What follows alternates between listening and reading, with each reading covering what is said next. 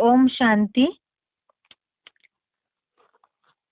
भगवत गीता श्लोक क्लास में आज का श्लोक है चौथे अध्याय का 12वां श्लोक, अध्याय 4, श्लोक नंबर 12।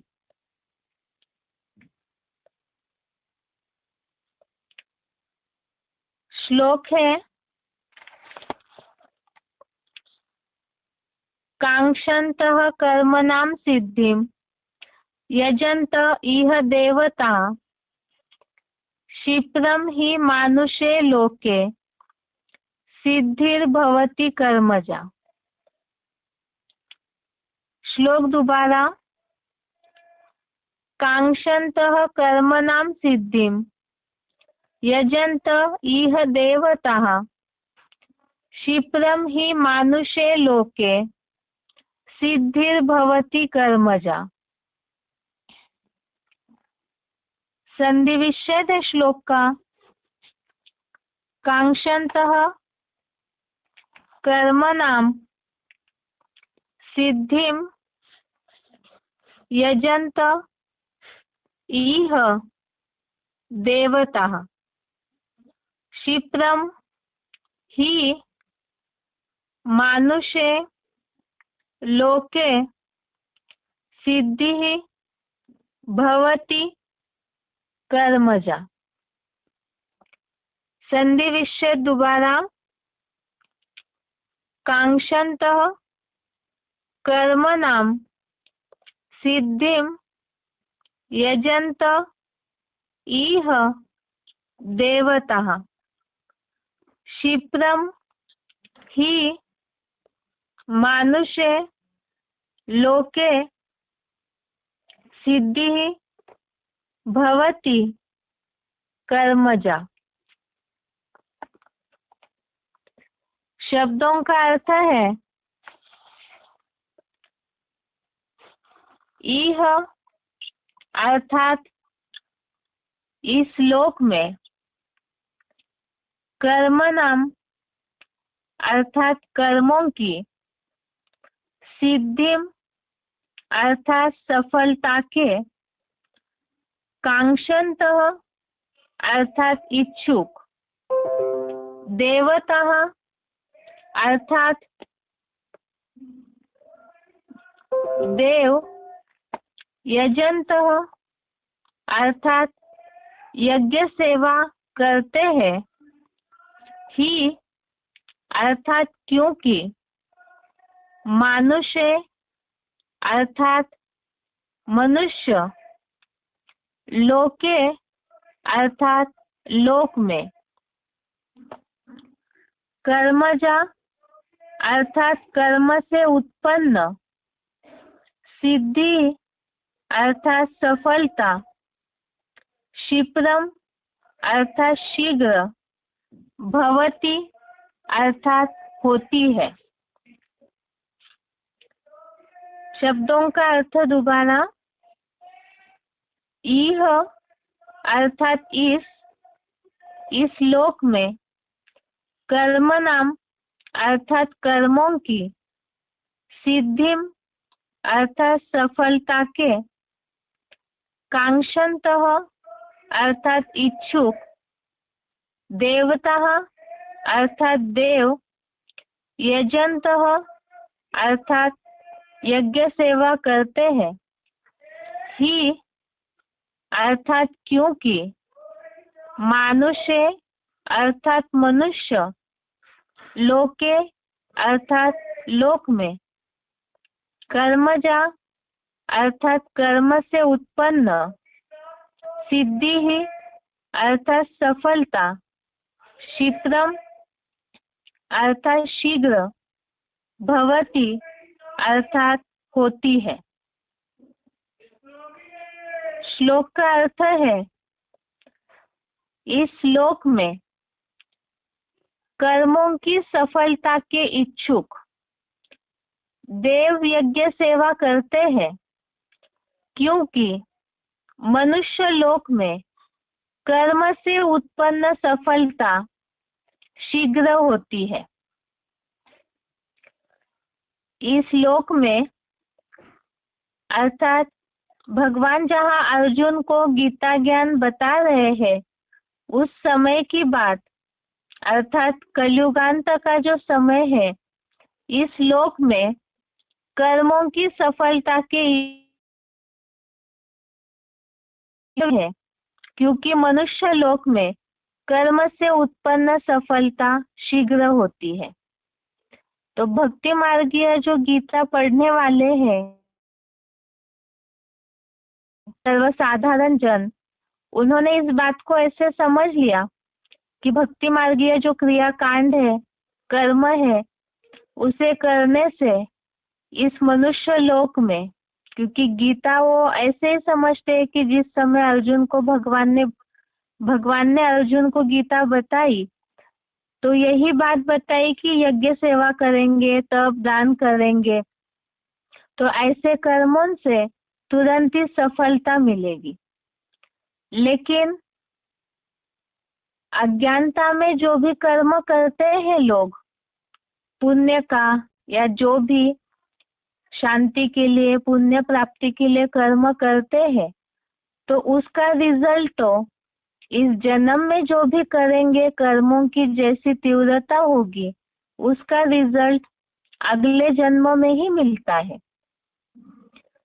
अभी यहाँ बात है कि श्लोक की बात भगवान बता रहे अर्जुन को कि इस लोक में कर्म करने से कर्म से उत्पन्न सफलता शीघ्र ही होती है।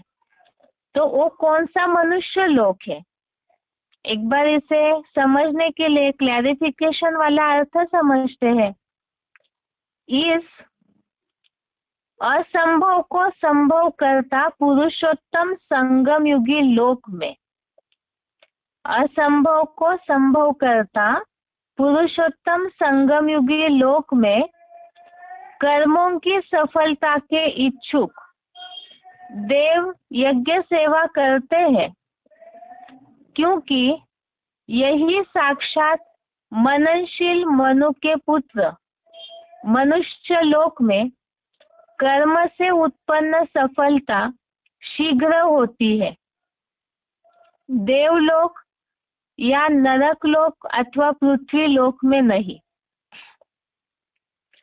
तो संगम युग में ही असंभव को संभव करता है युग है, और कोई युगों में इतना तुरंत रिजल्ट नहीं मिलता है कर्मों का, लेकिन पुरुषोत्तम संगम युग में भगवान की छत्र छाया है इस युग में, इसलिए इस लोक में कर्मों की सफलता के इच्छुक देव यज्ञ सेवा करते हैं, अर्थात जो भगवान के द्वारा यज्ञ स्थापन किया हुआ है सृष्टि परिवर्तन के लिए, उस यज्ञ की जो जितनी तीव्रता से सेवा करेंगे, लगन से सेवा करेंगे, तो ऐसे यज्ञ सेवा के कर्म से, कर्म तो इसीलिए करते हैं ताकि कर्म से प्राप्ति हो, सुख शांति की प्राप्ति हो, तो ऐसे कर्मों की सफलता के इच्छुक देव यज्ञ सेवा करते हैं, क्योंकि यही साक्षात मननशील मनु के पुत्र मनुष्य लोक में कर्म से उत्पन्न सफलता शीघ्र होती है। बेसिक कोर्स में भी हमने बहुत सी बातें समझी, मनुष्य अर्थात क्या, और मुरलियों में भी शिव बाबा मनुष्य की परिभाषा बताते हैं। जैसे कि श्लोक में क्लैरिफिकेशन में लिखा है कि साक्षात मननशील मनु के पुत्र रूप मनुष्य लोक में, तो मनुष्य अर्थात ही जो मनन चिंतनशील हो। मनन किसका करे उसके बारे में तो हमने समझा ही है मुरलियों में, ज्ञान का मनन चिंतन, अपनी आत्मा का मनन चिंतन, परमात्मा के बारे में। तो ये सारा जो भी मनन चिंतनशील मनुष्य है, ऐसे संगमयुगी समय में ही, ऐसे मनुष्य लोक में ही कर्म से उत्पन्न सफलता शीघ्र होती है। देवलोक या नरक लोक अथवा पृथ्वी लोक में नहीं। देवलोक अर्थात सतयुग में तो कर्म अकर्म होते हैं, वहां की तो कोई बात ही नहीं आती। बाकी रही नरक लोक या पृथ्वी लोक की बात, अर्थात ही जहाँ अज्ञानी दुनिया में मनुष्य विचरण करते हैं, जिन्हें परमात्मा का सही परिचय नहीं है, क्योंकि प्राप्ति की सर्व खजानों की खान तो भगवान है, और उस भगवान का ही जिनको सही परिचय ही नहीं है, तो वो आत्माएं, ऐसे जन सामान्य लोग नरक लोक या पृथ्वी लोक में जो रहते हैं, उनके कर्मों की सफलता इतनी शीघ्र प्राप्त नहीं होती है। इसके लिए भी बहुत से ऐसे उदाहरण बताए जाते हैं मुरलियों में। जैसे इस जन्म में कोई पुण्य कर्म करते हैं, दान तप किया, धर्मशाला खोली, अस्पताल खोला, स्कूल कॉलेज खोले, तो अगले जन्म में उसके रिजल्ट में निरोगी काया मिलेगी, बुद्धि मिल जाएगी, इस तरह से रिजल्ट उनको मिलता है। लेकिन संगम युग में कर्मों की सफलता शीघ्र मिलती है। जितनी संकल्पों की तीव्रता ज्यादा, और साथ में ही यज्ञ सेवा जितनी दिल से लगन से करते हैं, तो उसका रिजल्ट भी तुरंत ही मिल जाता है। सबसे पहले इसमें बात है, जैसे एक ही जन्म में ऐसा है मनुष्य लोक में, इस संगम युग का ये जो जन्म मिला हुआ है, इसमें सबसे पहली बात कि मनुष्य से देवता बन जाते हैं। पुरुषार्थ की तीव्रता से जो पूरे असुर बन चुके हैं कलयुगांत में, तो ज्ञान योग सेवा ईश्वरीय पढ़ाई के जो सब्जेक्ट है, उस आधार से एक तो मनुष्य से देवता बनते हैं, और दूसरी बात जो मुरलियों में अव्यक्तवाणियों में उल्लेख आता है, यहाँ जितने यज्ञ सेवा करते हैं, तो यहाँ एक कर्म की यज्ञ सेवा की लाख गुना पदम गुना प्राप्ति भी होती है। तो यहाँ जो बात बताई, शीघ्र सफलता होती है। शीघ्र सफलता का एक अच्छा उदाहरण, जैसे मुरलियों में शिव बाबा बोलते हैं, करो सेवा तो मिले मेवा। अर्थात यज्ञ सेवा करते ही जितनी लगन से, जितनी तीव्र संकल्पों से यज्ञ सेवा करते हैं, यज्ञ सेवा के तो वैरायटी प्रकार है। कर्मना सेवा हो, अगर वो पूरा आत्मिक स्थिति में की जाए, ज्ञान की सेवा हो, वाचा सेवा हो, और मनसा सेवा, ये तो सबसे तीव्र गति वाली सेवा। तो यज्ञ सेवा जितनी करेंगे, तो उतना ही हल्कापन, सुख शांति की प्राप्ति की अनुभूति होगी। और खास तो जैसे यहाँ रेफरेंस में श्लोक दिया हुआ है, 3 अध्याय का 10वां श्लोक और 11वां श्लोक, अध्याय 3 का श्लोक नंबर 10, श्लोक नंबर 11, इसमें हमने 3 अध्याय में समझा था। 10वां श्लोक जो है, सह यज्ञ प्रजा सृष्टवा पुरो वाच प्रजापति है। इसमें जो उल्लेख आया हुआ है कि जब प्रजापति ने अपनी मानसी प्रजा को पैदा करके, मानसी प्रजा ही वास्तव में यही मनुष्य है, मनु के पुत्र है, और ऐसी जो ब्राह्मण आत्माएं हैं संगम युग में, पुरुषोत्तम संगम युग में, तो उनके लिए जो बताया, इस यज्ञ से, ज्ञान यज्ञ से सत्व प्रधान सृष्टि की वृद्धि करो। यह यज्ञ तुम्हारी अतीन्द्रिय सुखों वाली इष्ट कामना की कामधेनु हो। अर्थात जितनी यज्ञ सेवा करते हैं, तो इष्ट कामना की कामधेनु, अर्थात ऐसी जो भी श्रेष्ठ इच्छाएं हैं, वो इच्छाएं अतीन्द्रिय सुख, खास तो अतीन्द्रिय सुख की जो कामना है, वो पूरी हो जाती है। और उसके लिए भी जो आज के श्लोक में उल्लेख आया है, देव यज्ञ सेवा करते हैं। तो यहाँ यज्ञ सेवा करने की बात में एक सब्जेक्ट और आता है, जो 3 अध्याय के 11वें श्लोक में इसका उल्लेख है यज्ञ से देवों को संतुष्ट करो। तो परस्पर एक दूसरे को संतुष्ट करते हुए, सहयोग द्वारा एक दूसरे को तृप्त करते हुए परम कल्याण को प्राप्त करो। एक तो यज्ञ सेवा से अतीन्द्रिय सुख वाली इष्ट कामना की कामधेनु है। यज्ञ ही प्राप्ति की खजानों की खान है। और दूसरा बताया कि यज्ञ से जुड़े हुए जो ब्राह्मण है, देव है, इन्हें परस्पर सहयोग करके एक दूसरे को तृप्त करते हुए, संतुष्ट करते हुए परम कल्याण की प्राप्ति होती है। तो सबसे मुख्य बात है, असंभव को संभव करता संगम युग है। उसकी पहली बात कर्मों की सफलता। संगम युग में पुरुषार्थी जीवन में हम जो भी कर्म कर रहे हैं, पुरुषार्थ कर रहे हैं, तो यहाँ मुख्य बात है यज्ञ सेवा। यज्ञ सेवा का कर्म जितना करेंगे उतनी सफलता शीघ्र प्राप्त होगी। और ऐसे रिजल्ट जो है वो जो नरक लोक में है, अज्ञानी दुनिया में है, उनके कर्मों का इतना तुरंत रिजल्ट नहीं मिलता है। और सतयुग की तो बात ही नहीं, क्योंकि वहां तो कर्म अकर्म होते हैं। और असली कर्म क्या है, वो कर्मों की गति का ज्ञान भी यहाँ संगम युग में ही भगवान बाप ब्राह्मणों को देते हैं। तो ये श्लोक खास इसी हिसाब से है कि संगम युग में जो कर्म करते हैं यज्ञ सेवा का, तो यज्ञ सेवा का महत्व और उससे सफलता कितनी शीघ्र होती है। तो पदम गुना प्राप्ति, भाग्य बनाने का ये संगम युग है। ये तो मुरलियों में, अव्यक्तवाणियों में बार बार उल्लेख आता है कि संगम युग ही सबसे बड़ा भाग्य बनाने का सुहावना समय है, हीरे जैसा युग है।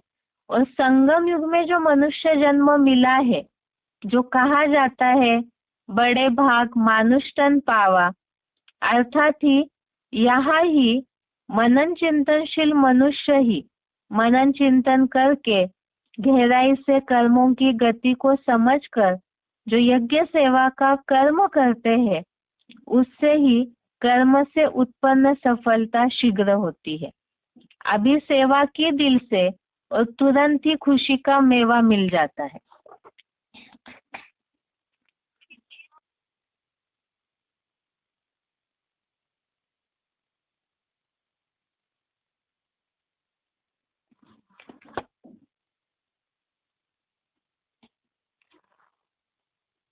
तो जैसे ये बात बताई कि कर्मों की सफलता के इच्छुक देव यज्ञ सेवा करते हैं, तो देव अर्थात जो ब्राह्मण सो देवता बनते हैं। तो ऐसे ब्राह्मण देव जो यहाँ 11वें श्लोक में भी उल्लेख है, ऐसे देवों को संतुष्ट करो। संतुष्ट करना अर्थात ही अभी समझा हमने, एक दूसरे को सहयोग करना, तृप्त करना। तो ये ब्राह्मण देव और प्लस यज्ञ सेवा, इन दोनों से ही, और साथ में मनुष्य लोग माना मनन चिंतनशील मनुष्य, उनको ही कर्म से उत्पन्न सफलता शीघ्र होती है। ये आज के श्लोक का अर्थ है। एक बार उच्चारण सुनते हैं इसका, उसके बाद पॉइंट।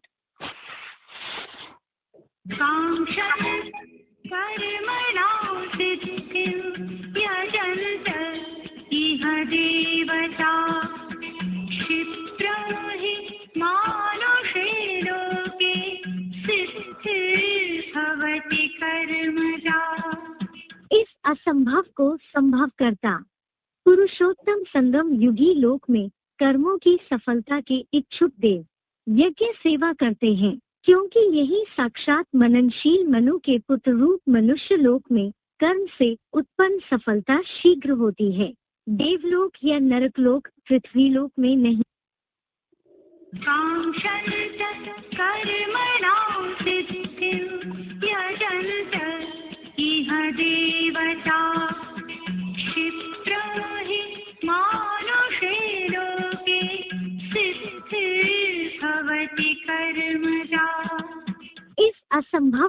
असंभव करता। पुरुषोत्तम संगम युगी लोक में कर्मों की सफलता के इच्छुक देव यज्ञ सेवा करते हैं, क्योंकि यही साक्षात मननशील मनु के पुत्र रूप मनुष्य लोक में कर्म से उत्पन्न सफलता शीघ्र होती है। देवलोक या नरकलोक पृथ्वीलोक में नहीं।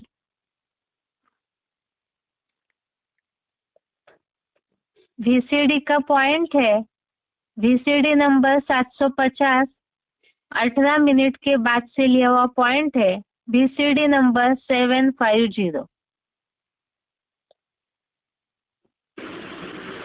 तो सारा मदार सेवा पर है, धन से भी सेवा होती है। ये पैसों का क्या करेंगे, क्योंकि विनाश तो सामने खड़ा है। किसकी दबी रही धूल में किसकी राजा खाए, किसकी ले जाएंगे चोटा और किसकी आग जलाए। विनाश होगा तो चार अंजाम धन के होंगे। तो क्यों नहीं ईश्वरीय सेवा में हम सफल कर लेंगे।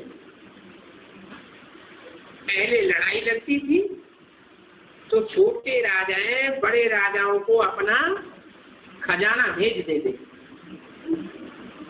छोटे छोटे राजाएं अपना सारा खजाना बड़े राजा के पास सुरक्षित करके रखते थे और फिर लड़ाई में चले जाते। ये मिसाल क्यों दिया? इसलिए मिसाल दिया कि यहाँ भी ऊंच से ऊंच बाप आया हुआ है। उनकी ऊंच से ऊंच बैंक है, बैंक भी अविनाशी बैंक है और सब बैंक के इंश्योरेंस कंपनियां फेल हो जाएंगी। और बाप की इंश्योरेंस कंपनी ऐसी है कि इस जन्म का इस जन्म में भी वापस करके देगी और 21 जन्मों के लिए ब्याज में भी दे देगी। तो कितना फायदा है? तो तुमको सब वापस मिल जाता है। यहाँ का यहाँ भी वापस दे देते हैं और फिर 21 जन्मों के लिए ब्याज में भी मिल जाता है। बाप को कहते हैं बाबा हम अपना तन मन धन स्वाहा करते हैं। क्यों करते हो? इसलिए करते हो कि तुम भविष्य 21 जन्मों के लिए भी प्राप्ति करते हो। समझो, हम 21 जन्म का उच्च प्रारब्ध पावे तो कैसे पावे? 21 जन्म का उच्च प्रारब्ध 21 जन्मों में भी मर्तबे तो होंगे ना, लेकिन 21 जन्मों में लगातार हम उच्च पद प्राप्त करें, राजघराने में जन्म ले गए, राजा बने, रानी बने, वो कैसे पावे? उसके लिए पालन पालन करो। क्या? किसको फॉलो करो? फादर को फॉलो करो। इसने सब कुछ बाप को दे दिया, सब कुछ बाप को दे दिया तो सच में विश्व की मालिक बन जाते हैं।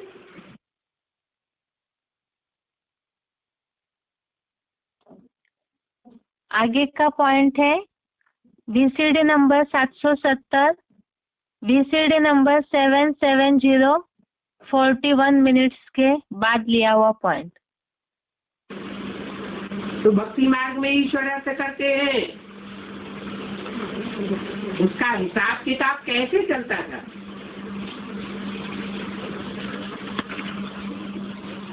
कैसे चलता था? है? अच्छा, हिसाब किताब कैसा चलता था? अच्छा चलता था या बुरा चलता था? है? बुरा चलता था। दुनिया ऊपर तो उठी नहीं, दुनिया नीचे गिर गई। जिनके थ्रू ईश्वर अर्थ दिया वो खुद भी नीचे गिर गए। हरे चित्ती धन शोक न हरई, सो गुरु घोर नरक में पड़ई।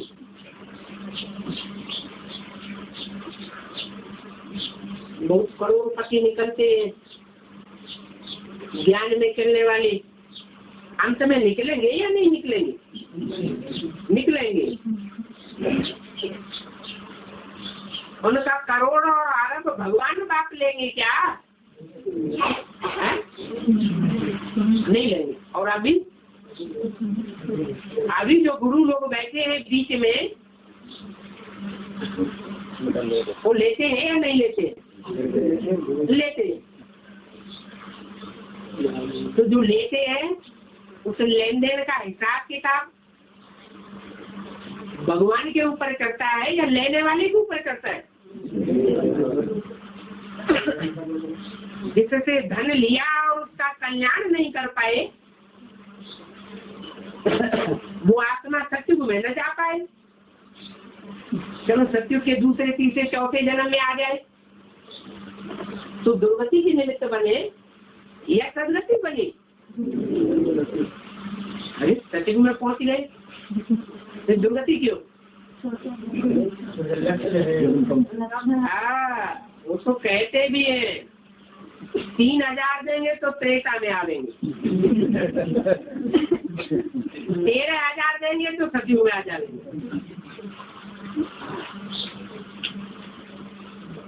तो जो रखवाले होते हैं उनका स्वार्थ रहता है, और तो बाप का कोई स्वार्थ नहीं है। तो यहाँ तुम सन्मुख ईश्वर को देते हो तो तुमको रिटर्न मिल जाता है।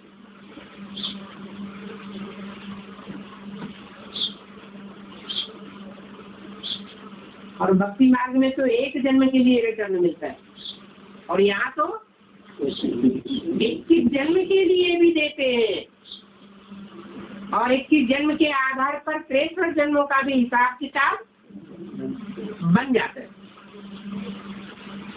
तो उसको देना थोड़ा ही करेंगे,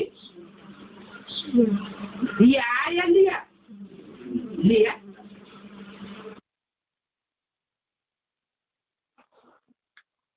अभी के जैसे पॉइंट में बातें आई, यह धन के सेवा के संबंधित बात आई है। जैसे मुरलियों में शिव बाबा बोलते हैं कि ईश्वरीय बैंक में जमा करना है, तो यहाँ यही बात बताई कि दुनिया में जो गुरुओं को देते हैं, या जैसे बेसिक दुनिया की बात बताई कि वहाँ अगर ऐसे कोई मनुष्यों के हाथ में अपना सेवा के लिए देते हैं तो उसकी प्राप्ति जो होनी चाहिए वैसे नहीं होती है।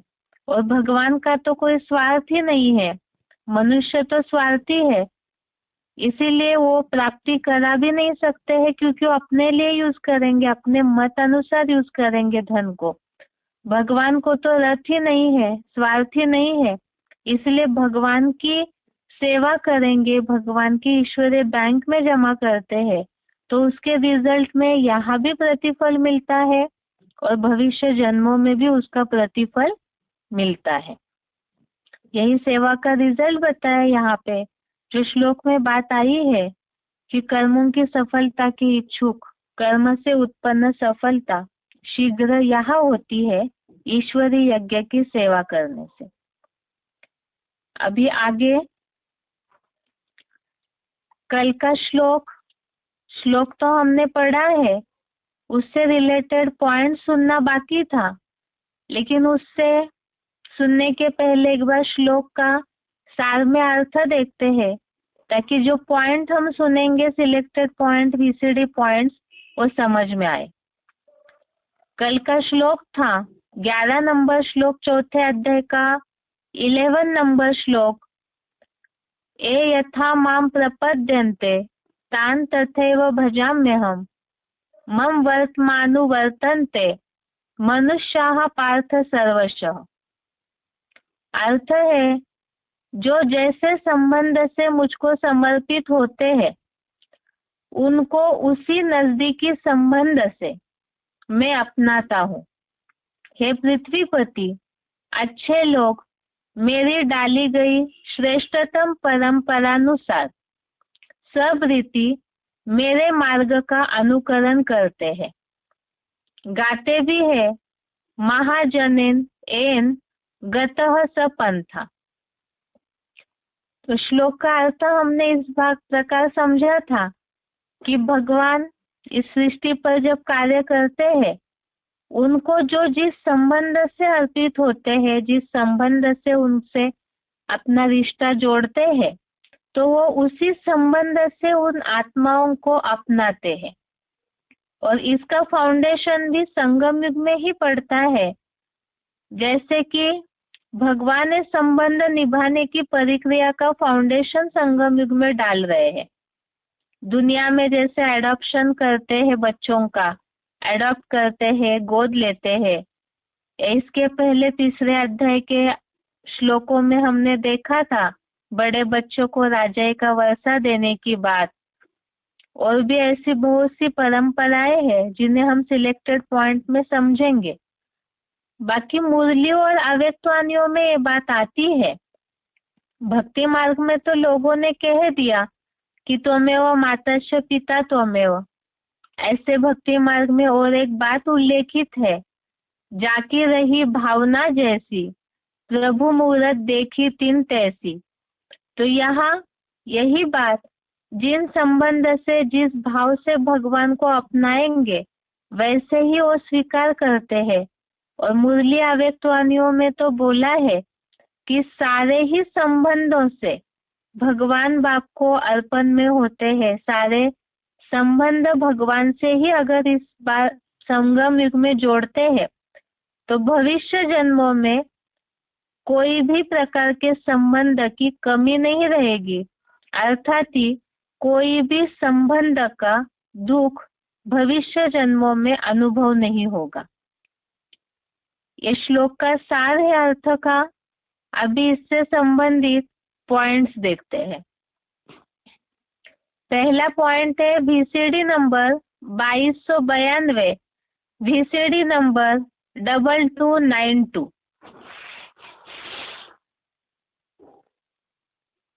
मन मना भव, मेरे मन में समा जा। अव्वल नंबर का महामंत्र है त्वमेव माता च पिता त्वमेव। एक शख्सियत कौन है? कौन? शिव अकेला नहीं। शिव अकेला कहेंगे तो बाप है, बाबा नहीं है। मेरी बिंदी का ही नाम शिव है।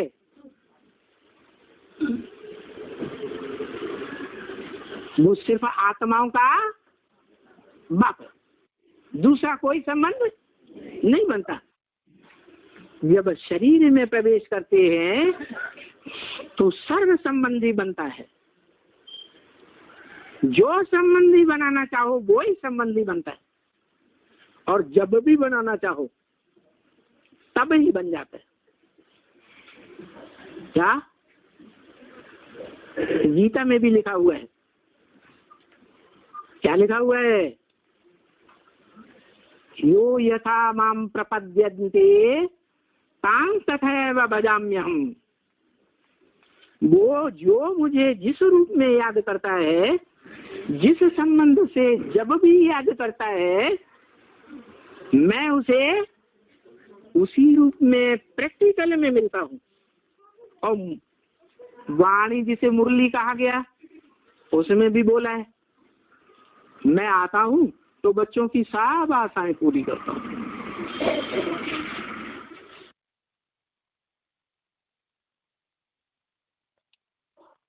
आगे का पॉइंट है VCD नंबर 2377, VCD नंबर 2377।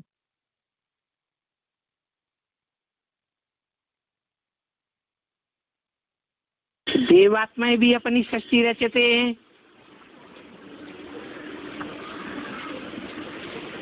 मनुष्य भी अपनी अपनी सृष्टि रचते हैं, राक्षस भी सृष्टि रचते हैं, और सभी प्राणी अपनी अपनी सृष्टि रचना करते हैं। लेकिन ये परंपरा किसने डाली? किसने आरंभ किया? कब ये परंपरा पड़ी?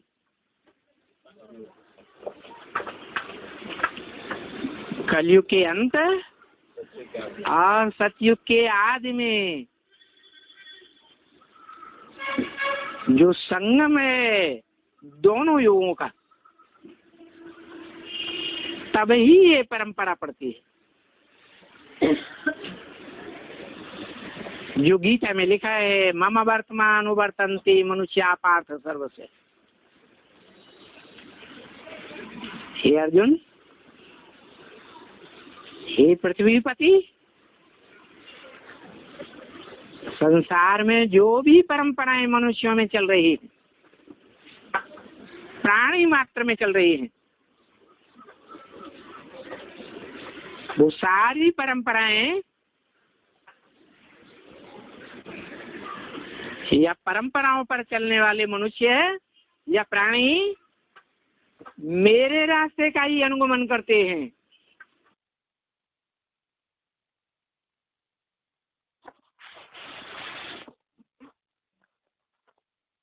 VCD number 2979, VCD number 2979।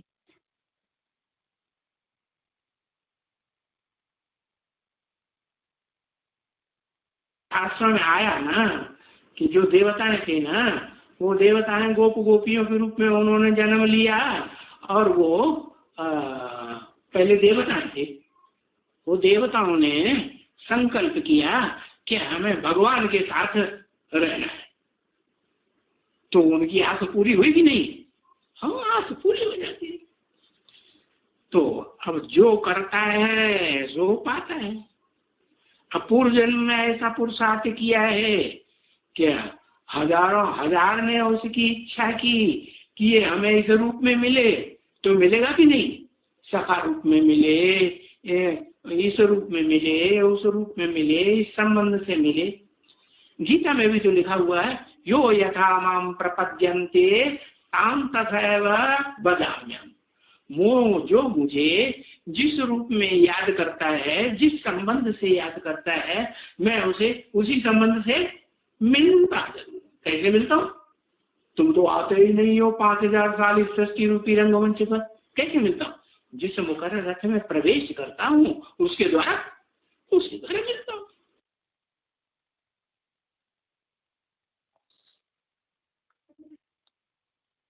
अभी जैसे चौथे अध्याय के श्लोक हमने अभी तक के देखे, इसके पहले 9वें श्लोक में ये बात बोली है कि जो मुकर्रर तनधारी है, जन्म कर्म च में दिव्यम, अर्थात उस भगवान के जन्म और कर्म को तत्वों सहित जानने बोला। अर्थात जो मुकर्रर तन जैसा है, जिस रूप में भी पाठ बजा रहा है, उस तन को जान के, उस साकार मुकर्रर रथ को जानकर, भगवान के उस कार्य को जानकर, फिर उनसे जो संबंध जोड़ते हैं, जैसे पॉइंट में बात आई, भक्ति मार्ग में ऐसे कहा है कि गोप गोपियों ने जो संकल्प किया था, उनकी वो इच्छा भक्ति मार्ग में दिखाया है कि वो पूरी हो जाती है। इसी तरह से यहाँ भी भक्ति मार्गीय लोग तो ये सोचते हैं भगवान ही सब संबंधों से हमें अपनाते हैं, लेकिन वो मूर्ति के प्रति भावना रखते हैं। अब मूर्ति कैसे उन सब संबंधों का रिटर्न दे सकती है? यहाँ बात तो है मुकर्रर तन की। भगवान जिस तन के द्वारा कार्य करते हैं, तो पुरुषोत्तम संगम युग में ही वो उसी संबंध से उन बच्चों को अपनाते हैं और उनको सर्व प्राप्ति की अनुभूति कराते हैं। आगे का VCD नंबर है 3010, VCD नंबर 3010।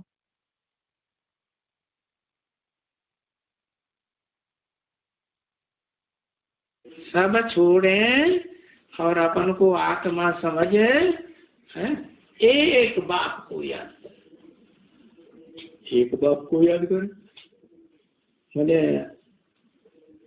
हम आत्मा का बाप ज्योति बिंदु और हम आत्मा ज्योति बिंदु, तो बस बिंदी को ही याद करें। हाँ, क्या करें? हाँ, मुकर्रर रथ देह नहीं है। अरे मुकर्रर रथ देह है या नहीं है? मुकर्रर रथ में है? हाँ, सुप्रीम सोल रूह है। तो उस मुकर्रर रथ में सुप्रीम सोल को याद करना है क्या? वो मुकर्रर रथ क्या हुआ? अरे हमारी अम्मा है कि नहीं सारी दुनिया की? हाँ, बड़ी से बड़ी अम्मा हो गई। तुम्हें माता क्या कहते हैं उसको?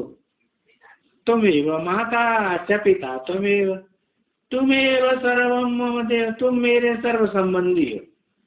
कोई भी संबंध में याद करना हो तो उसे एक को याद करो। है? कठिन है? यही बात गीता में लिखी हुई क्या? यो यथा मम प्रपद्यन्ते तां तथैव भजाम्यहम्। जो मुझे जिस संबंध से याद करता है मैं उसको उसी संबंध से अनुभव करता हूँ। क्या? तो बच्चों के ऊपर है? जैसा जैसा बाप के साथ संबंध जोड़ना चाहें जन्म जन्मांतर, वैसा जोड़ सकते हैं कि नहीं? नहीं जोड़ सकते? जोड़ सकते हैं।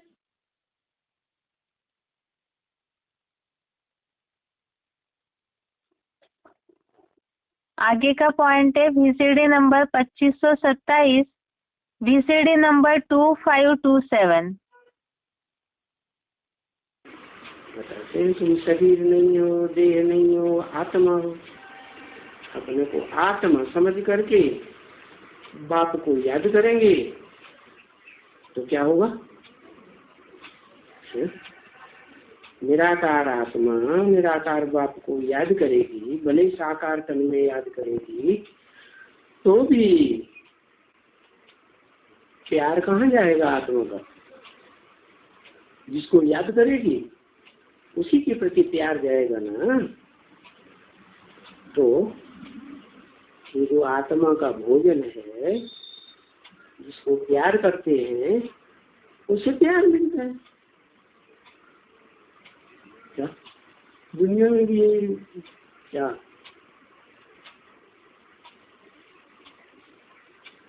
क्या रीति? प्यार करता है सच्चा प्यार, टूटने वाला नहीं, तो क्या करेगा? पहचान में आ जाता है ना, तो फिर वो और किसी को नहीं याद करेगा। तो आत्मा से आत्मा को सकाश मिलता है वाइब्रेशन का, और जो सकाश मिलता है उससे आत्मा निश्चय बुद्धि बन जाती है। निश्चय बुद्धि माने बाप का बच्चा, तो पैदाइश हो गई ना अलौकिक। तो तुम बच्चों को अलौकिक जन्म मिलता है तो बाप एडॉप्ट करते हैं। क्या? तुमको एडॉप्शन, और एडॉप्ट करके देखो तुम बच्चों को वर्षा देते हैं। इसलिए ये एडॉप्शन की परंपरा भारत में अभी भी चलती चली आई। क्या?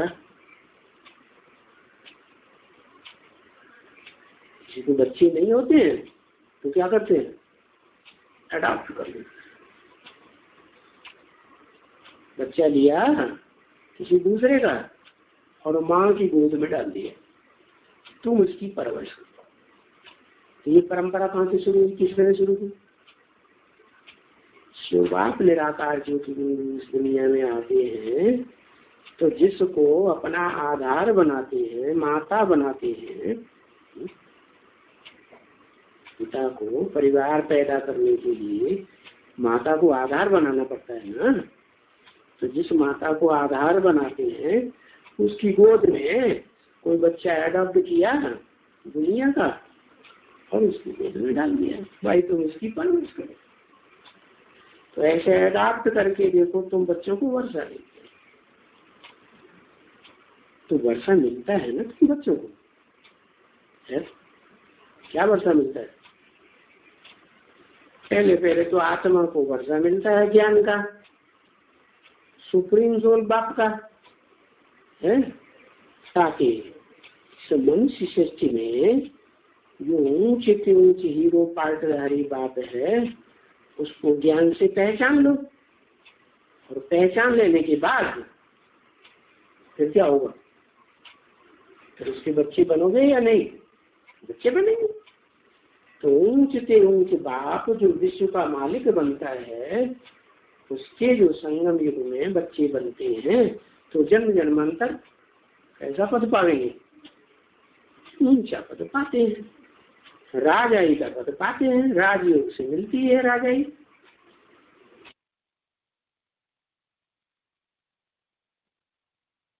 अभी के पॉइंट में जैसे बताया, पहले तो बाप के बच्चे कैसे बनते हैं? ज्ञान के आधार से निश्चय बुद्धि होते हैं, तो बच्चे बने, बाप ने उन्हें एडॉप्ट किया, और जो बच्चे बनते हैं उन्हें फिर वर्षे की प्राप्ति होती है।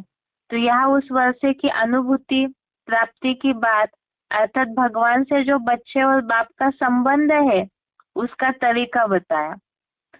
आगे का VCD पॉइंट है VCD नंबर 2297, VCD नंबर 2297। जगत माता, तो वो जगत पिता माता को प्रैक्टिकल में अपनी रचना बनाता है। पहली रचना किस लिए बनाता है? कोई भी माँ बाप, कोई भी बाप स्त्री किस लिए बनाते हैं? सृष्टि पैदा करने के लिए। अरे स्त्री किस लिए बनाते हैं? सृष्टि पैदा करने के लिए, परिवार बढ़ाने के लिए। तो शुरुआत करने वाला कौन है इस सृष्टि पर? आदम। आदम में भी वो आत्मा कौन है जो सृष्टि निर्माण करने वाली है, सारी सृष्टि का, जगत का मूल पिता है। आदम की आत्मा या उसमें प्रवेश करने वाले सुप्रीम सोल बाप निराकार की आत्मा है? वो निराकार बाप इस सृष्टि पर आता है तो किसके ऊपर आकर फिदा होता है? हवा के ऊपर फिदा होता है। आदम में आता है। आदम है 5 तत्वों का पुतला। क्या? 5 तत्वों का पुतला। तो आदम माशूक हुआ या आशिक हुआ? माशूक हुआ। और सुप्रीम सोल शिव आशिक हुआ। आशिक माशूक के पीछे भागता है या माशूका आशिक के पीछे भागती है? माशूक के पीछे आशिक भागता है। तो वो इतने ऊंचाई पे रहने वाला, ऊंचा तेरा धाम, ऊंचा तेरा नाम, ऊंचा तेरा काम, इतना ऊंच, और 5 तत्वों से बने उस पुतले में भाग कर आता है। दुनिया में भी क्या होता है, जो भी पिता बनने वाले होते हैं पुरुष,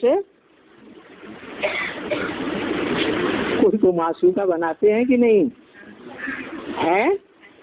और उसके पीछे भागते हैं या नहीं भागते? तो शुरुआत किसने की? शिव बाप ने शुरुआत की। इसीलिए कहा गीता में, मम वर्तमान वर्तन्ते मनुष्या पार्थ सर्वस्य। दुनिया में जितने भी मनुष्य हैं, जितने भी प्राणी हैं, वो मेरे रास्ते का ही अनुगमन करते हैं। क्या? जिस रास्ते पर मैं चला हूँ जीवन में, उसी रास्ते पर इस दुनिया के सब पुरुष, सब प्राणी, पशु पक्षी, कीड़े मकोड़े उसी रास्ते पर चलते हैं।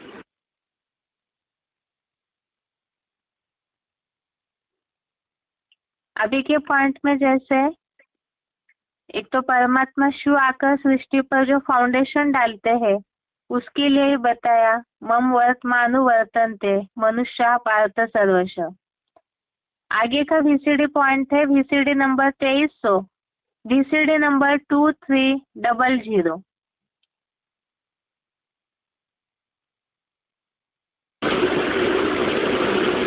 सुप्रीम सोल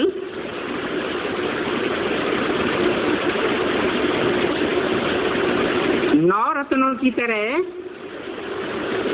कभी पत्थर बनता है।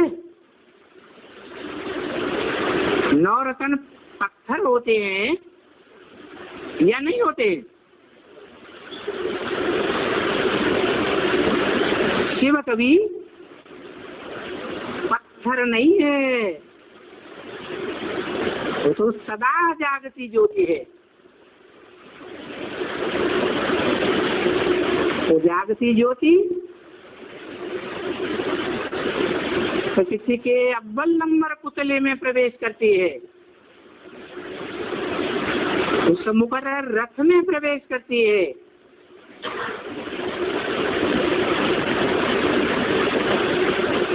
तो अपना परिचय दे करके उसे आप समान भी बनाती है।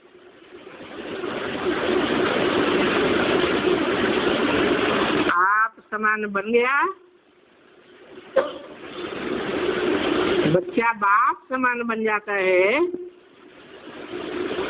बाप की तरह दुकान या कारखानों को संभालने योग्य बन जाता है, तो बाप वानप्रस्थी हो जाता है।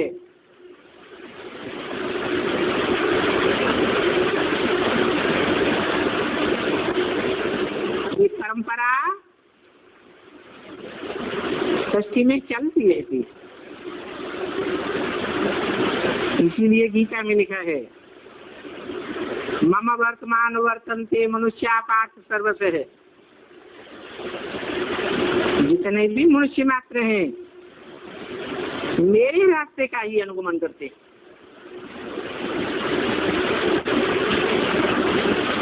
ये जो वानप्रस्थ होने की परंपरा चली है, ये परंपरा की शुरुआत किसने की? किसने की है? बाप ने की।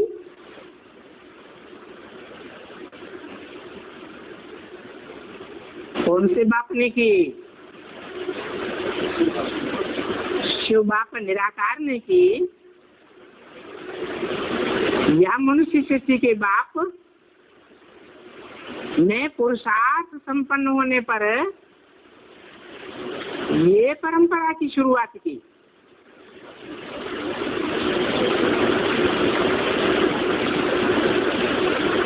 है?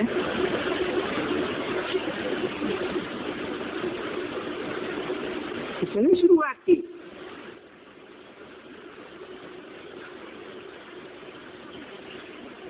जब मनुष्य सृष्टि का बाप शिव समान बन जाता है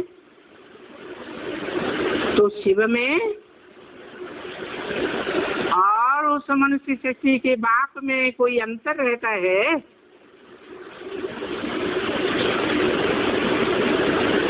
अंतर है। सुप्रीम सोल बाप शिव आत्माओं का बाप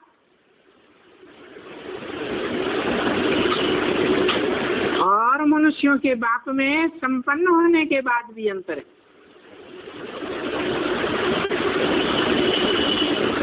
क्या अंतर है?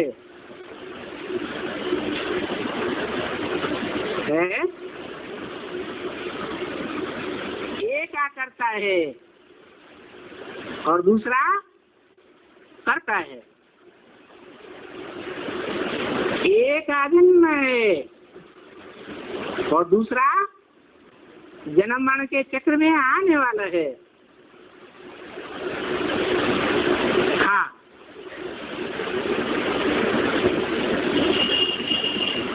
संगम युग में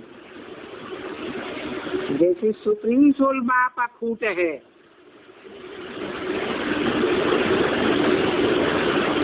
की शक्ति कभी क्षीण होती ही नहीं। ऐसे ही जिसमें मुकर्रर रूप से प्रवेश करता है वो भी सब शक्तियों में अकूट बन जाता है संपन्न होने पर।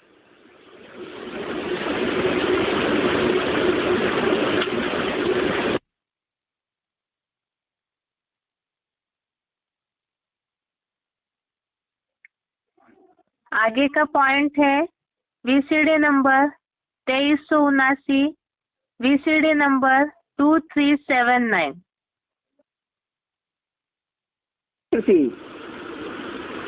प्रकृष्ट कृति माने रचना। प्रकृष्ट रचना पुरुष की पहली माता। कोई भी पुरुष अपनी सारी शक्तियां एड़ी से लेकर के चोटी तक की सारी शक्ति किसमें तिरोहित कर देता है? माता में तिरोहित कर देता है। तो ऐसे ही वो परम पुरुष है, उसने अपने ज्ञान की, सत्य की, सत्व की सारी शक्ति किसमें तिरोहित कर दी? है? परम ब्रह्म में। परम ब्रह्म रूपी पुरुष में आकर के उसका नाम देता है ब्रह्मा। अपना कार्य कराना है तो जैसा नाम वैसा काम देगा। जैसे दादा लेखराज ब्रह्मा में आया है तो पुरुष तन, नाम क्या दिया है? ब्रह्मा नाम दिया ना। ऐसे ही जो अव्वल नंबर ब्रह्मा है उस ब्रह्मा को नाम देता है क्या? परम शब्द बोलता नहीं, लेकिन पहले प्रवेश किया है तो पावरफुल पहली माता होगी या बाद में पुरुष जो शादियां करता है उनको प्रियोरिटी देता है। भारत में क्या परंपरा है? बाबा ने भी बोल दिया, पुरुष की एक स्त्री मर जाती है तो दूसरी जूती लेते हैं, तीसरी जूती लेते हैं, 4 शादियां कर लेते हैं। तो पहली माता से जो संतान पैदा होती है वो वर्षे की ज्यादा हकदार बनती है या बाद वाली माताओं की संतान ज्यादा हकदार बनती है? पहली माता की संतान ज्यादा हकदार बनती है। यही परंपरा आज भी चल रही है। सच में भी ये परंपरा है। जो पहली माता से बच्चे पैदा हुए वो सूर्यवंशी बच्चे हैं। क्या? दूसरी माता से जो बच्चे पैदा होते हैं वो चंद्रवंशी बच्चे हैं।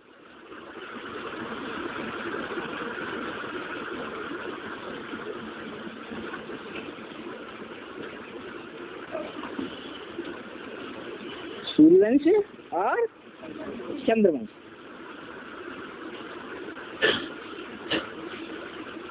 ये परम पिता परमात्मा की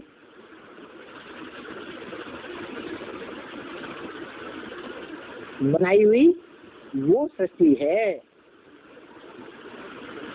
जो स्वर्ग भोगती है। चंद्रवंशियों में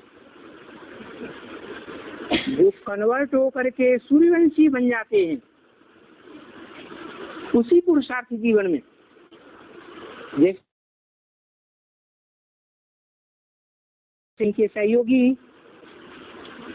वो सब कौन से वंश के हो गए? सब सूर्यवंश के हो गए। इसलिए भारत में परंपरा आज भी है, स्त्री नीचे कुल से आती है या ऊंचे कुल से आती है? नीचे कुल से आती है, फिर भी पति के कुल में आकर पति का कुल कहा जाता है या बाप का कुल कहा जाता है? पति का कुल कहा जाता है। ये परंपरा है जो सृष्टि की आदि से अब तक चली आ रही है भारत में।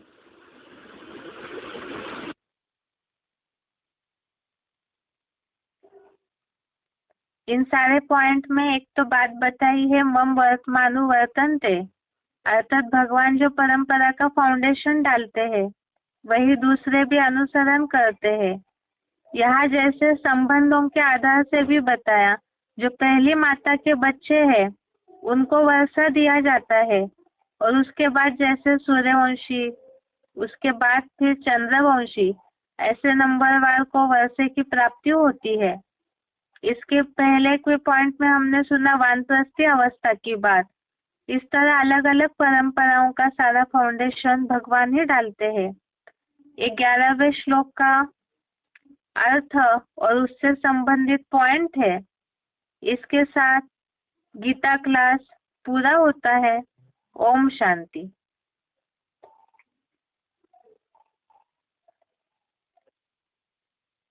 Goodbye.